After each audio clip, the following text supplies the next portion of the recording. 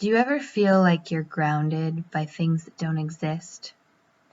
Like your body is trying to resist falling apart, and you aren't quite sure if this is the start of a catastrophe or freedom, depending on which bed you wake up on? I've always felt like a compass could give me better directions than a map. Pulled in so many different directions, I might snap under the pressure of good status and bad habits. Between money and love and ripples across time, for art and prose and skies with just enough rain for rainbow stars. And it never bothered me because a compass, unlike a map, has a center, somewhere to come back to that is always, always there. Unlike the traveling red pin on the highway lines of the USA that you always see in movies about a guy and his dog, the ones where they can never figure out if there's really a God until, spoiler alert, the dog dies. I've always known which direction was home, how to follow the notes in the margins, alternating from green to blue ink depending on the hour. A penny in my pocket like a GPS in which Siri is an otter. Because no matter where home goes, she always lets me follow.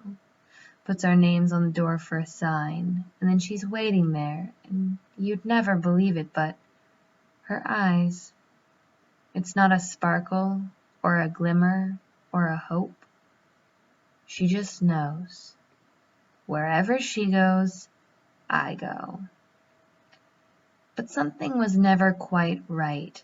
We always assumed we'd be back to back, fighting that fight to find our last resting place. The heart that makes the heart grow fonder. Because no matter how much I love her, it never came across the way it does on paper. There were never butterflies or sweet goodbyes, never fiery passion or complete adoration. Wherever I go, she goes.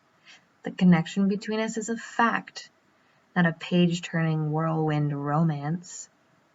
And I stupidly thought there must be more. Until I realized I wasn't sure if it was home anymore. Because at some point home got ahead of me, became the thing I was running towards instead of the one holding my hand. She found a girl and a life, something exciting and nice. Suddenly I was playing hard to get, back to back with a cold wooden door.